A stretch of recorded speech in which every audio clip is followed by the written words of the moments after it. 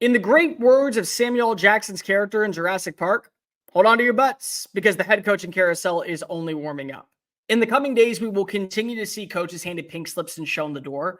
We'll continue to hear athletic directors come out with statements about what they're looking for in the future of their programs.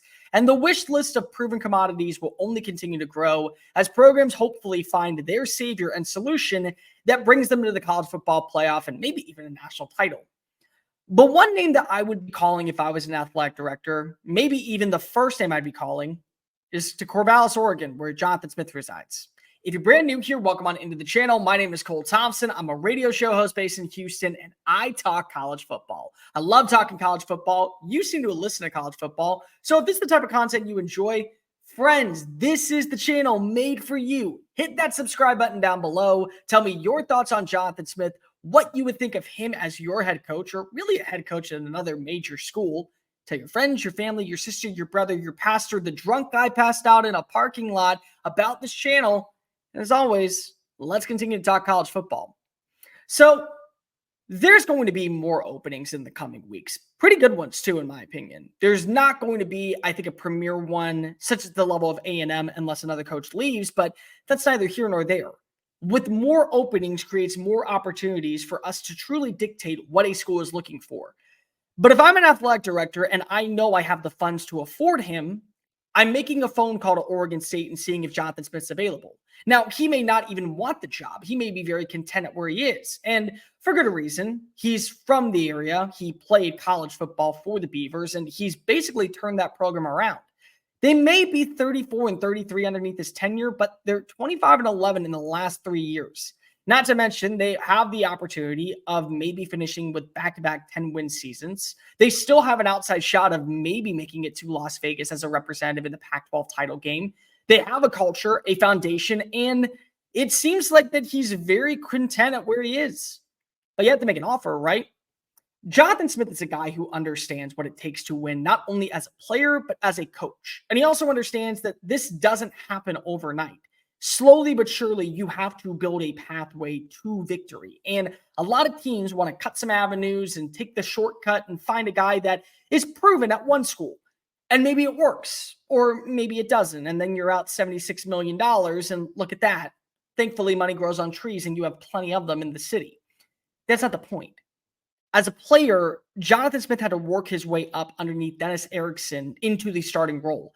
And once he took over for the Beavers, he made history. He actually led them to their first 11-win season and a Fiesta Bowl appearance as the starting quarterback. Then he bounced around college football, and he was at Washington when the phone call came that Gary Anderson, a coach who was an absolute disaster everywhere that he went, resigned. No longer want to be a part of the program. So why would we go anywhere else but not call the guy who ended up winning us 11 games? Took us to prominence, a top 5 finish in the AP poll. But just remember, this is Oregon State. We're not talking about Washington or Oregon or Stanford at the time, which did have resources, or USC. We're talking about the bottom dweller, the basic chum of the Pac-12, and an institution that was not known for winning football. They had several great years underneath Mike Riley, but they were a middle-tier team. And what does Jonathan Smith do? He accepts the reality that this is going to take years to build in a process, but slowly he gets buy-in from the players. He convinces those who have been around to stick around a little bit longer and see this thing through the end. And as the team continues to improve, both offensively and defensively, it becomes a hotbed destination for second chances. A guy like DJ Uiagalelei is one example. Comes into Corvallis after not knowing much about the program, and he potentially has rewritten the way that we will view him in the public eye. Yeah, Clemson wasn't the best fit for him, but maybe Oregon State was. And they may be similar colors with the orange, but you dye a little bit of black into the purple, and look at that. You're bloody, you're bruised, but still standing and have a shot of maybe making it to Las Vegas and winning a Pac-12 title. But we're not talking enough about Jonathan Smith because if he isn't a prominent name. Here's the thing that you should know, though. His buyout is very small. He's only making roughly about $4.65 million a year.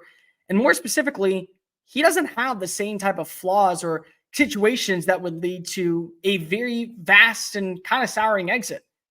Washington's going to the Big Ten. Kalen DeBoer will be a Big Ten coach.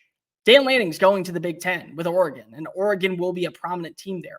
You have UCLA and USC both joining a conference that isn't really even geographically close, but it doesn't matter because of the resources and the funding. And then, of course, you have the other teams like Stanford and Cal and Arizona State and Colorado and Utah, all joining other conferences out of their way. And meanwhile, Oregon State and Washington State are holding up what is the remains in the ashes of the Pac-2 and trying to figure out what comes next. Where do they go? How can they make this conference survive? And how can they stay at the forefront of any college football playoff aspirations? At some point, there is the harsh reality that the Pac-2 may be the Pac-0, and Oregon State might no longer have that Power 5 status next to its name. And the ragtag team that this year has shown dominance with the rushing attack led by Damian Martinez, a studious offensive line, one of the best defensive fronts in college football, that was able to go ahead and pull off a massive upset against Kyle Whittingham's Utes, is left for dead. Just like Gary Patterson took over a TCU team that was left for dead when the Southwest Conference was dissolved, or University of Houston, and how many years it took them to get back to the Power 5 level.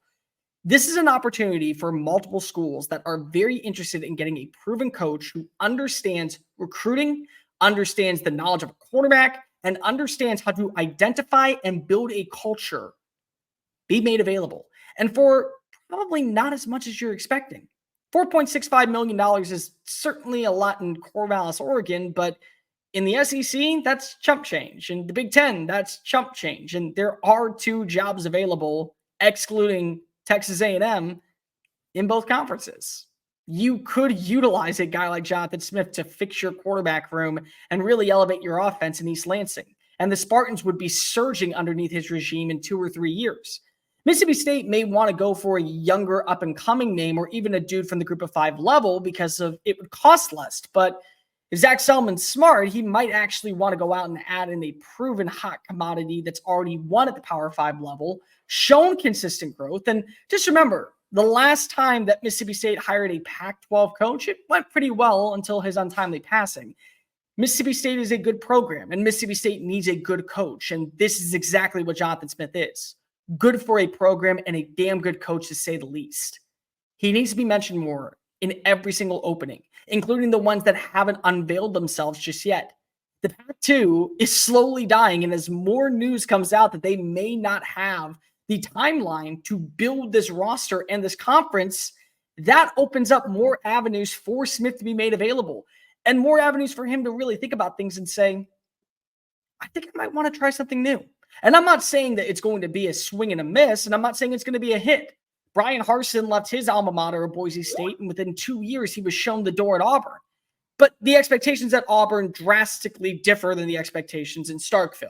Maybe they're around the same as the one in East Lansing, but at the same time, I think that you would expect 10-2 to be more than capable in a 12-team playoff era, an era that is very plausible for you to be able to make, even if you don't win the conference.